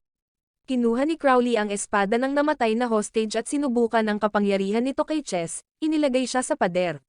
Napansin niya na ang mga tao ay mabilis na lumalakas mula sa kanilang mga sinumpang sandata. Ang sugat ni Crowley mula sa espada ay hindi gumagaling, kaya't pinaghihinalaan niya ang isang posibleng traidor na nag-leak ng impormasyon sa mga tao, marahil isang mataas na ranggo pa. Isinasaalang-alang niya ang pagkakasangkot ng mga tao tulad ni Kroll-Teps at Ferid Bathory sa mga makabagong pag-unlad na ito. Matapos matagumpay na talunin ang vampira na maharlika na si Luca Wesker, naghihintay ang Team Shinoa, Team Narumi, at Shinya sa pagdating ng iba pang mga squad sa ganap na 2:20 PM. Si Aiko Hara ay bumalik na may 7 nakaligtas mula sa 15 miyembro, at natutuwa si Yo na sila ay nakabalik ng walang pinsala. Tinatanggap ni Mitsaba ang katotohanan na ang mga kasama ay maaaring mapatay sa laban. Matapos matagumpay na talunin ang vampira na maharlika na si Mel Stefano, kinuha ni Gurren at ng kanyang grupo ang isang underground na ruta upang muling magtipon. Tinanong ni Gurren si Narumi tungkol sa mga bagong miyembro ng squad, at pinuri niya ang mga pagsisikap ng squad ni Shinoa nang makita ang mukha ni Yu. Sa kabila ng pagkawala ng higit sa kalahati ng kanilang koponan, nakahinga ng maluwag si Gurren na nakabalik ng buhay ang koponan ni Aiko. Gayunpaman, maraming iba pang mga squad ang hindi pa bumabalik, at sa halip na maghintay para sa kanila, nagpa siya si Gurren na ipagpatuloy ang susunod na yugto ng misyon. Siyam na squad na dapat magpatomba sa 3 maharlikang vampira sa Nagoya City Hall ay napatay o nahuli. Ngayon, layunin ni Gurren na tapusin ang misyon ng pagpatay sa mga maharlikang vampira at iligtas ang mga bihag. Itinatakwil niya si Aiko bilang isang voluntaryo sa kanyang emosyonal na estado at balak na makipagkita sa kanya sa paliparan pagkatapos ng pagsagip. Ang grupo ni Aiko ay iniwan upang ipasa ang mensaheng ito sa iba pang mga nagbabalik na grupo. Nang alas 2:40 ng hapon, tiningnan ni Aiko ang kanyang relo at umaasa para sa kaligtasan ng mga elite na squad. Isa pang squad ang matagumpay na bumalik matapos sirain ang kanilang target, ngunit panandalian lamang ang kasiyahan ni Aiko nang dumating ang mga helicopter ng digmaang vampira. Sinabi niya sa kanyang squad na tumakbo patungo sa paliparan at inihanda ang kanyang sinumpang gearbox. Nagawa ni Aiko na sirain ang isa sa mga helicopter gamit ang isang makapangyarihang proyektil. Gayunpaman, si Lakas, Welt, at Rene at Sim ay tumalon mula sa isa pang helicopter at pinalibutan ang mga tao ng mga vampira. Ngunit si Mika ay lumitaw sa likod ni Aiko, hinawakan siya sa leeg, at pinigilan siya sa lupa. Gusto niyang tanungin siya. Napagtanto ni Aiko na sila ay nalalampasan ng mga vampira at gumawa siya ng isang mahirap na desisyon. Nagbigay siya ng huling utos sa mga tao, sinimulan ang code 284, at ang mga sumunod ay kumagat sa lason na tableta at agad namatay.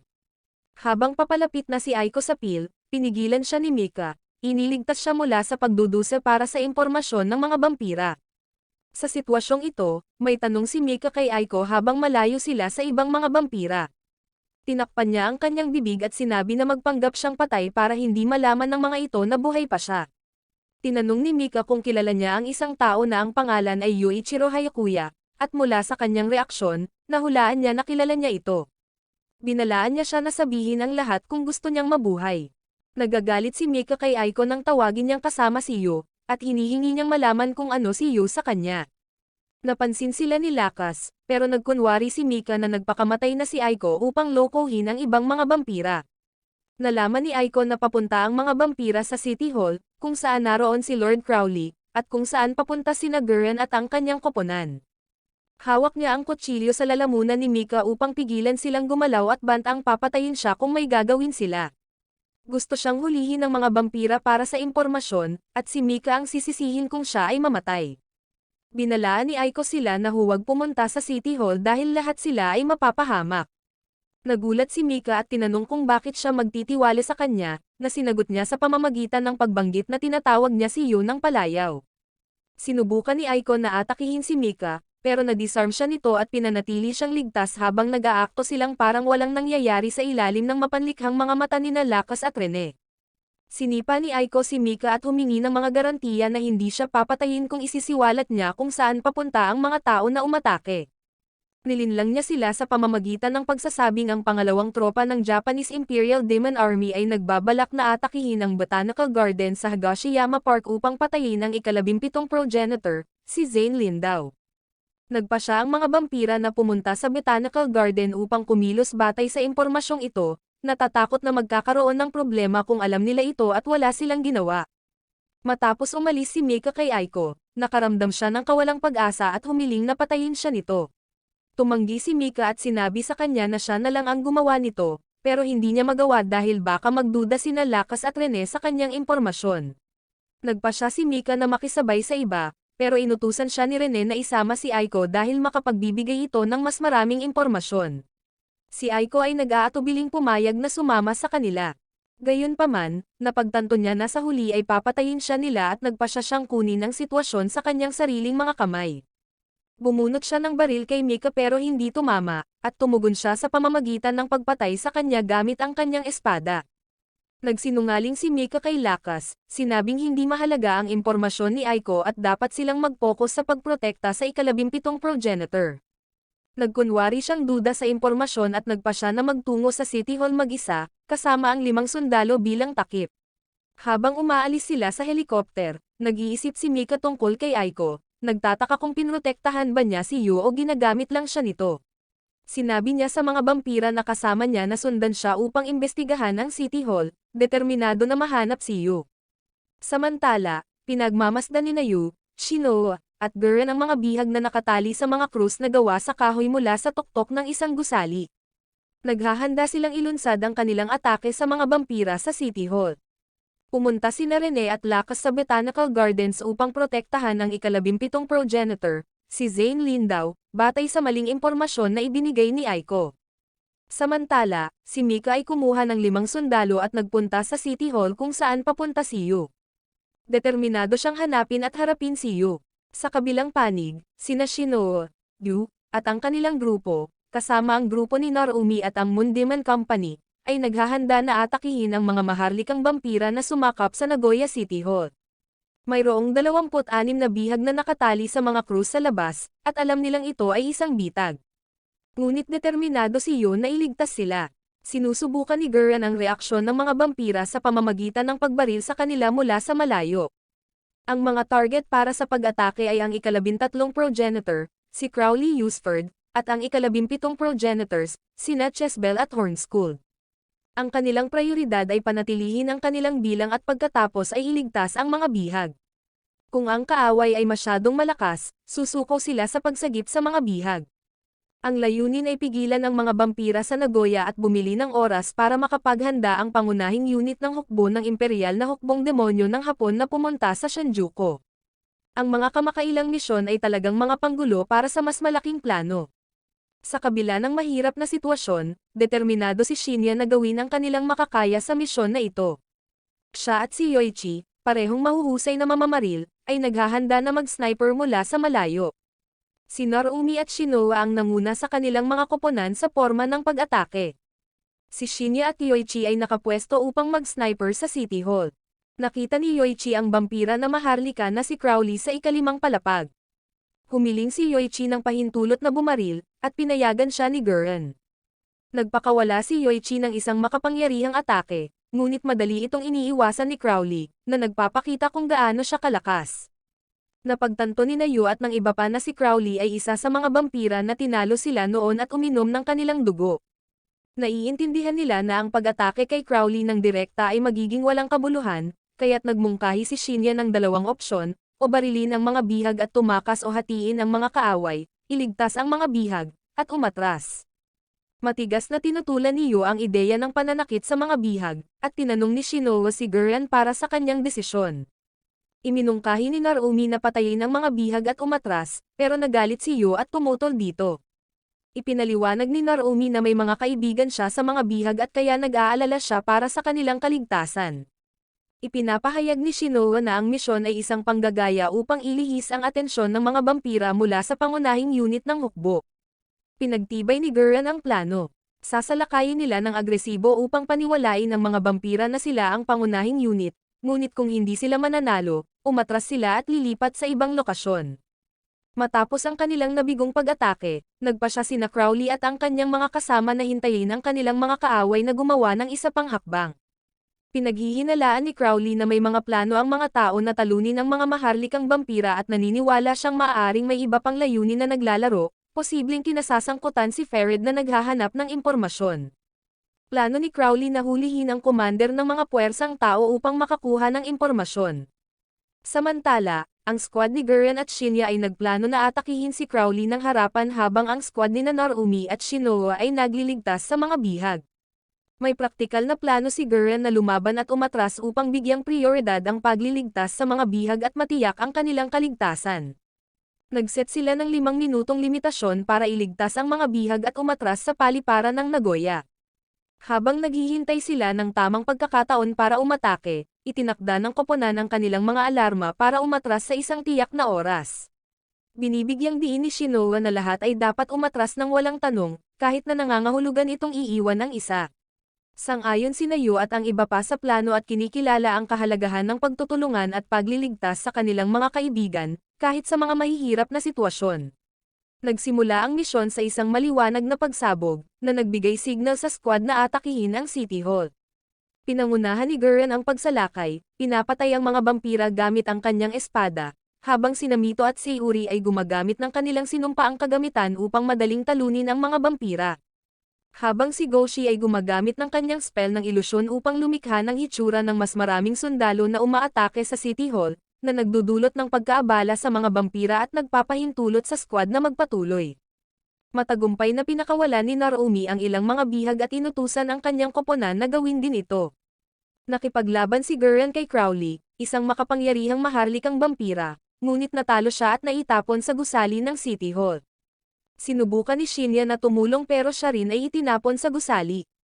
Pinigilan ni Goshi si Mito na makialam, dahil lalo lang nitong palalalain ang sitwasyon. Patuloy ang koponan ni Narumi sa pagliligtas ng mga bihag, at nagpa siya ang grupo ni Shinoa na tulungan sina Gurren at Shinya sa loob ng limitadong oras bago umatras. Mayroon na lamang silang 3 minuto upang kumilos. Matapos makabawi mula sa kanilang engkwentro kay Crowley, napagtanto ni Gurren at Shinya na mas malakas si Crowley kaysa sa ibang mga maharlikang vampira. Gayunpaman, ipinagpatuloy nila ang kanilang plano na makuha ang atensyon ng lahat ng 3 maharlika.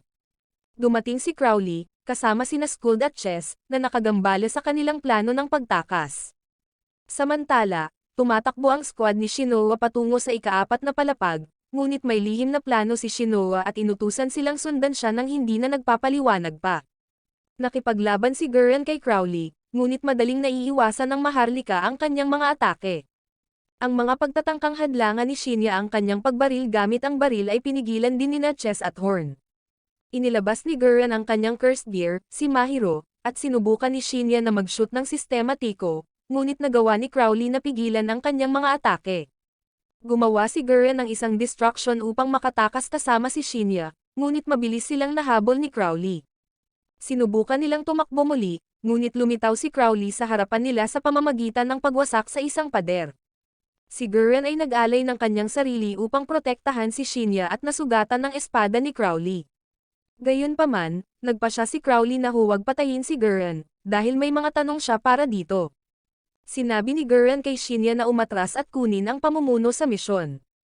Sa sandaling iyon, lumitaw si Yu mula sa ibaba at inatake si Crowley, ngunit madaling na-block ng maharlika ang kanyang atake at sinagot ito gamit ang kanyang espada.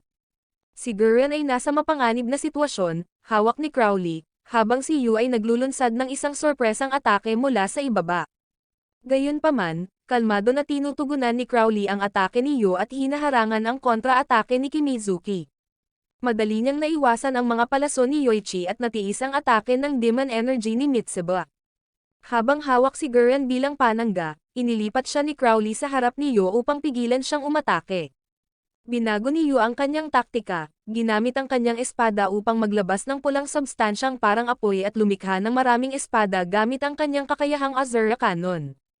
Sa kabila ng malakas na atake, sumali sa laban sina Chess at Horn, mga kasama ni Crowley, at pinigilan ang lahat ng mga atake ni Yu. Pagkatapos, tinarget ni Yu si Chess, ngunit ang kapangyarihan ng kanyang espada ay nagdulot ng pagguho ng lupa sa pagbangga. Ginamit ni Horn ang kanyang pangil upang itaas si Yu sa hangin, ngunit nakialam si Shinoa gamit ang kanyang pang-ani upang protektahan siya, na nagresulta sa parehong pagkatapon pabalik.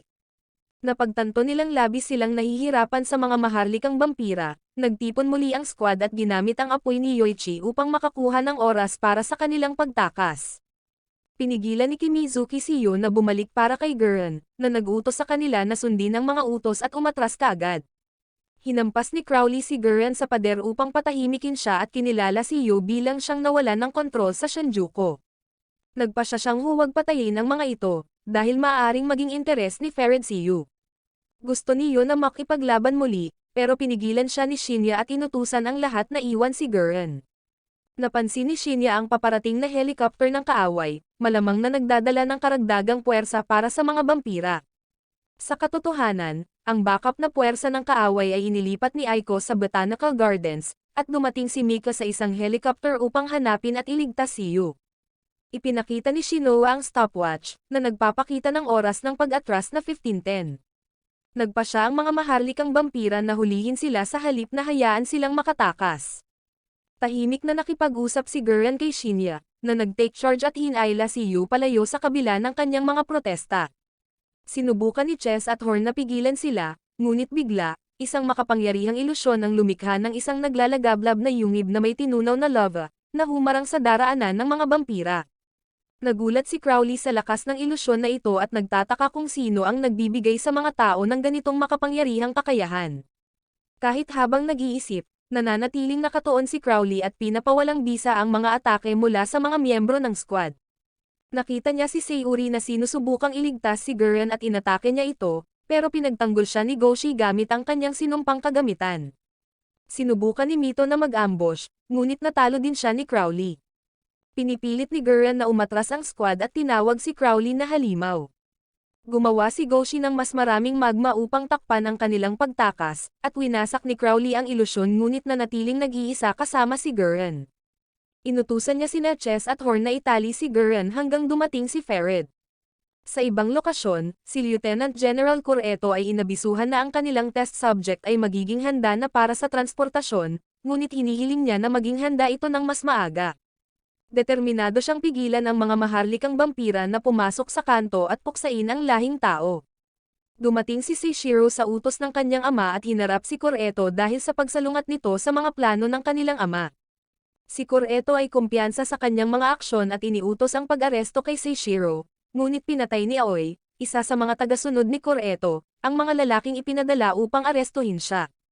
Samantala, sa kabilang bahagi ng City Hall, hinihila ni Shinya si Yu palayo sa laban, at nagagalit si Yu sa pag-iwan kay Gurren. Pinapaalala ni Shinoa sa kanya ang kanilang pangako na umatras sa takdang oras, ngunit determinado si Yu na ipagpatuloy ang misyon upang protektahan ang kanilang pamilya at mga kaibigan. Nagpa siya si Shinya na sumama sa grupo ni Narumi upang palayain ang mga bihag na nakatali sa mga krus. Nagtataka si Yu kung dapat ba nilang unahin ang misyon kaysa sa kanilang mga kaibigan at pamilya, ngunit napagtanto niya na sa mundong ito, ang pamilya nila ang lahat-lahat sa kanila. Ang desisyong ito ay umaabot kay Sayuri at nagpapaalala kay Yu ng kanyang kabataan. Nang marinig ni Gurren si Yu na sumisigaw sa gabi, pinuntahan niya ito upang aliwin. Sinabi ni Yu kay Gurren ang tungkol sa kanyang paulit-ulit na panaginip na pinapatay ng mga vampira ang kanyang pamilya. Pinapakalma siya ni Gurren na ito ay isang masamang panaginip lamang at nanatili siya sa tabi nito hanggang makatulog ito. Nagbukas si Yu tungkol sa kanyang nakaraan, kung paano niya nawala ang kanyang pamilya at ang iba pang mga bata mula sa ampunan, at tinatanong ang layunin ng kanyang buhay. Ibinahagi ni Gurren ang isang katulad na karanasan mula sa kanyang nakaraan, kung saan hindi niya nailigtas ang isang mahalaga sa kanya. Sinabi niya kay Yu na magpatuloy sa pamumuhay at paglaban sa mga vampira hanggang dumating ang araw na makahanap siya ng dahilan para mabuhay. Sa kasalukuyan, nagpa siya si Yu na uminom ng mas maraming cursed gear supplements upang makakuha ng higit pang kapangyarihan. Gayunpaman, uminom siya ng sobrang daming pills, at nagsimulang dumugo ang kanyang ilong at mga mata. Sa kabila ng kanilang mga pagsisikap na pigilan siya, bumagsak si Yu, at natatakot si Shinoa na baka patay na siya. Samantala, dumating si Mika sakay ng helicopter, naghahanap kay Yu. Madali niyang pinabagsak ang iba pang mga vampira na kasama niya. Sa labas ng City Hall, ang Moon Demon Army ay naghahanda na mag-transport ng isang mahalagang bagay. Inutusan ni Coreto ang pagtaas ng dosis ng isang test subject, kahit na delikado ito sa kanilang buhay, dahil kailangan itong maging handa sa tamang oras. Tinanong din niya ang tungkol sa mga ulat ni Gurren mula sa Nagoya. Si Yu ay nasa matinding sakit at hinahawakan ang kanyang dibdib habang nagsasalita sa kanya si Asura Maro, ang demonyo sa loob ng kanyang sinumpaang kagamitan. Ipinaliwanag ni Asura Maro na ngayon ay nagnanais si Yu ng kapangyarihan upang iligtas si Gurren sa halip na maghiganti. Handa si Asura Maro na bigyan si Yu ng kahit gaano karaming kapangyarihan na gusto niya, pero binalaan niya ito na ang pag-inom ng Cursed Gear supplements ay isang pagkakamali. Ang mga Pildores na ito ay nagpapalakas ng sumpa at maaaring magdulot ng kamatayan, na nangyari na kay Yu. Sa kabila ng kanyang kamatayan, si Yu ay nananatiling mulat at nagtataka kung siya ay nasa kabilang buhay. Inihayag ni Asura Maro na hindi siya patay kundi pinananatiling buhay ng mga anghel. Napansin ni Yu ang isang gintong instrumentong parang trompeta sa tanawin at nahihikayat siya dito. Sinubukan siyang pigilan ni Asura Maro, binabalaan na mas masahol pa ang mga anghel kaysa sa mga demonyo, pero nakatutok si Yu sa trompeta. Inayos ni Asura Maro grupo ng mga vampira ang umatake sa mga sundalong tao, na nagresulta sa isang nakamamatay na ambush. Nagutos si Shinya ng pag-atras, ngunit may mga karagdagang reinforcements ng mga vampira na paparating, na nagpapalala sa sitwasyon. Dinala ni Mika si Yu sa mga nagyayelong kalye, nag-iiwan ng bakas ng dugo habang sila'y tumatakas mula sa kaguluhan. Ang natitirang mga miyembro ng hukbong tao na ipinadala upang patayin ang mga maharlikang vampira sa Nagoya ay inatake ng isang malaking grupo ng mga karagdagang vampira. Inutusan ni Acting Commander Shinya ang pag-atras patungo sa kanilang Rendezvous Point sa paliparan. Ang grupo ni Shinoa ay umatras, ngunit si Naruomi ay nagulat sa pagkamatay ng dalawa sa kanilang mga kasamahan. Wala silang ibang pagpipilian kundi iwanan ang mga namatay at tumakas. Sa ibang lugar, si Mika ay malubhang nasugatan at may dalang walang malay na si Yu. Ang kanyang mga sugat ay hindi gumagaling ng maayos, at naubusan na siya ng mga vial ng dugo ni Krul na tumulong sa kanya na mabuhay bilang isang vampira. Habang si Mika ay bumagsak sa lupa, pero kailangan niyang sabihin ang isang bagay kay Yu. Gayunpaman, nananatiling walang malay si Yu dahil sa kanyang pagbabagong demonyo. Nakita ni Mika ang isang batang lalaki at naisip ang inumin ng kanyang dugo upang gumaling, ngunit tumigil siya nang tawagin siyang halimaw. Bumalik siya kay Yu at niyakap ito ng mahigpit. Sa isip ni Yu, nagkamalay siya, at kinausap siya ni Asura Maro tungkol sa kanyang debosyon sa kanyang mga mahal sa buhay. Si Yu ay nagising, nalilito sa kanyang paligid, at hinugot ang kanyang espada ng makarinig ng mga ingay. Si Mika ay sumugod kay Yu, ngunit nagawa niyang pigilan ang sarili bago siya masaktan.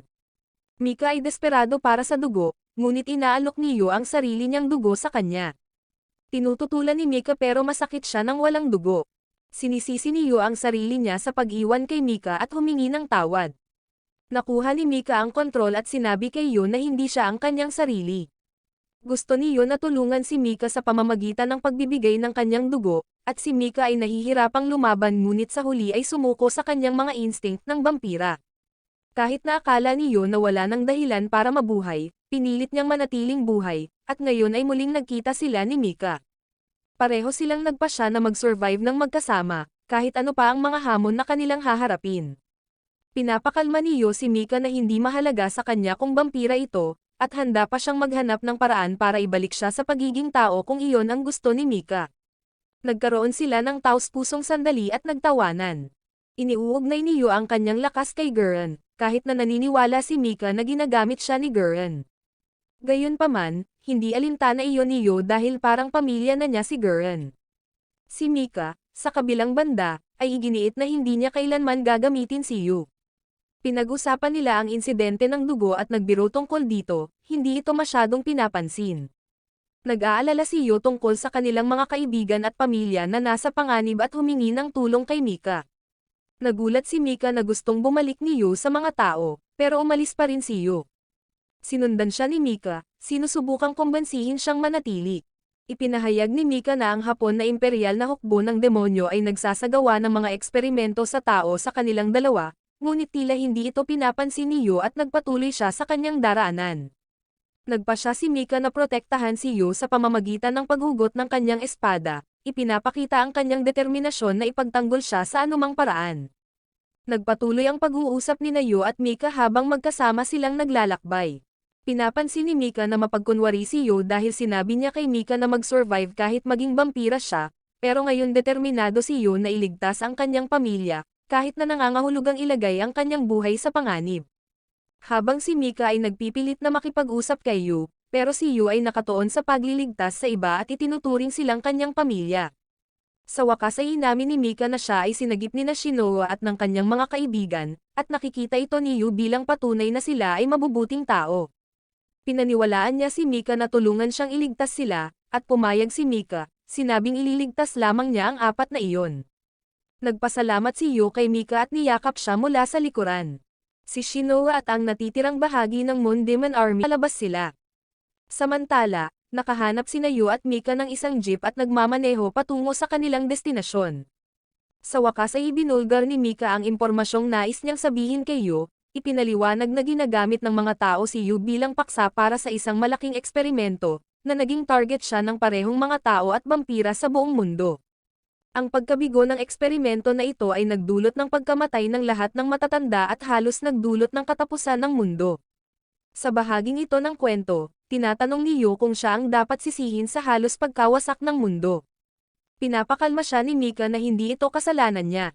Pareho silang biktima ng manipulasyon ng mga tao. Ipinahayag ni Mika na ang ampunan ng Hayakuya na kanilang tinirahan ay talagang isang laboratorio para sa eksperimento ng Seraph of the End, na kinuha ng Japanese Imperial Demon Army. Ipinahayag ni Mika ang kanyang kawalang tiwala sa mga tao, inilarawan silang sakam at hindi kayang kontrolin ang kanilang kapangyarihan. Gusto niyang protektahan si Yu mula sa kanila at iminumungkahi na tumakas sila ng magkasama upang manirahan sa isang malayo at ligtas na lugar. Ngunit, naniniwala si Yu na hindi siya makakaalis sa mga tao, dahil isa rin siya sa kanila at nais niyang gawing tao muli si Mika. Habang pinag-uusapan nila ang kanilang mga plano, naaalala ni Yu ang isang naunang pagtatangkang tumakas patungong paraiso, na nagwakas sa kabiguan at pagkawala. Sa kabila nito, pareho silang sumang-ayon na kailangan nilang tumakas. Gusto ni Yu na talakayin ang plano sa kanyang mga kaibigan, dahil nagtitiwala siya sa kanila at naniniwala siyang makakatulong sila.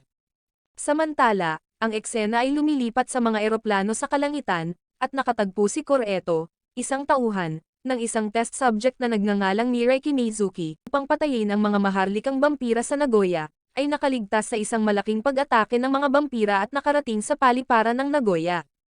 Gayunpaman, natuklasan nila na wala ang eroplano na dapat nilang gamitin upang makatakas. Sinabi ni Goshi kay Acting Commander Shinya na nangako si Gurren ng mga helicopter para sa kanilang pagtakas, pero wala silang makita. Si Narumi ay hindi rin sigurado kung ano ang susunod na gagawin, dahil papalapit na ang mga vampira sa kanila, at wala na silang ibang lugar na mapagtataguan. Nakita ni Mito ang isang liham sa silid ng kontrol ng paglipad, na nakalaan para sa imperial na hukbong demonyo ng Hapon, na nag-uutos sa kanila na maghintay. Samantala, muling tumataas ang tensyon habang pinoprotektahan ni Shinoa si Mika, isang vampira, mula sa kanyang squad. Po ay nahahati ni si Shinya, sinabihan siyang i-court-martial siya kung hindi siya sumasang-ayon sa kanilang desisyon. Sinabi ni Shinya na tumigil siya at ipinaliwanag na gusto niyang sabay-sabay nilang itigil ang misyon at huwag pansinin ang mga utos mula sa mga nakatataas. Masaya sina Narumi, Mito, at Goshi na muling magkikita ang Moon Demon Company upang iligtas si Gurren. Sumasang-ayon din si Shinoa sa pagpili na ito. Sa ibang bahagi ng larangan ng digmaan, sinisiyasat ni Crowley, isang maharlikang vampira, ang mga patay na sundalo. Napansin niya si Cruel Teps, isa pang makapangyarihang maharlikang vampira, na pinamumunuan ang kanyang mga puwersa. Nakikita ni Crowley ang isang maharlikang vampira na inaatake si Gurren, na nakatali. Tumanggi si Gurren na sumuko at tiniis ang mga atake. Nakialam si Crowley, pinapaalalahanan ang maharlika na inutusan ni Cruel na huwag patayin si Gurren. Gayunpaman, iginiit ng maharlika na mas mabuti pang patayin si Gurren. Napagtanto ni Gurren na kailangan niyang tiisin ang pambubugbog upang makapagbigay ng mapagkakatiwalaang impormasyon at dalhin ang mga vampira sa Shinjuku. Si Ferid, isa pang maharlikang vampira, ay sumali sa eksena at binati si Crowley. Inakusahan ni Crowley si Ferid na ibinulgar ang mga lokasyon ng mga maharlika, kabilang ang kay Gurren. Pinagtatawanan ni Fered si Crowley, sinasabing ipinagkanulo niya ang kanyang kaibigan. Aminado siyang ibinulgar niya ang lokasyon ni Crowley upang mailihis ang suspecha mula sa kanyang sarili at sa kanyang grupo. Kinikilala ni Crowley na nag-enjoy siya, at pinasalamatan siya ni Fered sa pagtulong sa plano. Ipinahayag ni Fered kay Crowley na may isa pang tao na nag-organisa ng operasyon, at ang taong iyon ay si Gurren mismo. Samantala, pinagdaraanan ni Gurren ang interogasyon ng vampira ng Maharlika, na nagtatanong kung gusto niyang mamatay. Bilang tugon, nilagpasan ni Gurren ang mukha ng Maharlika at ngumisi. Galit na galit, itinapon ng Maharlika si Gurren sa lupa nang may ganitong lakas na ang lupa sa ilalim niya ay nabasag. Napansin ni Krull ang kaguluhan at nakita niyang sinusubukang magsalita ni Gurren, ngunit patuloy pa rin ang pag-atake ng Maharlika sa kanya sa kabila ng interbensyon ng isa pang nakamaskarang Maharlikang vampira. Ipinaliwanag ni Fered kay Crowley na si Gurren ay isang kalahating demonyo, halos maging ganap na demonyo. Ipinahayag niya na si Gurren ay may dalawang personalidad, isa na isang idealista na gustong iligtas ang kanyang mga kaibigan at kasama. Habang pinapalo siya, tila nawawala si Gurren sa kanyang sarili at may isa pang presensya na sama-sama sa kanya. Sa kanyang isipan, nakikita ni Gurren si Mahiro, ang kanyang yumaong ex-girlfriend, na nakangiti at hawak ang kanyang ulo sa kanyang condom gun. Pinipilit siyang sumuko sa kanya, pero sinabi ni Gurren na tumahimik siya, kahit na wala siyang lakas para itulak siya palayo. Ipinaliwanag ni Fered na ang ibang personalidad ni Gurren ay resulta ng pagkakabihag ni Mahiro, na naging demonyo. Sa isip ni Gurren, ang espada na dala niya ay kumikilos ng mag-isa, at hinawakan niya ang bote ng vampira. Ang kanyang mga mata ay naging pula, at ang espada ay pumutol sa Maharlika, pinatay siya ayon sa ipinangako. Si Mahiro ay lumitaw sa tabi niya, hawak ang kanyang espada, at inutusan siya ni Gurren na ibalik ito sa kanya. Ang ibang mga vampira ay nanunood ng may pag-aalinlangan habang ipinapakita ni Gurren ang kanyang pambihirang kapangyarihan. Lumapit si Krull, alam kung sino ang kanyang kahaharapin.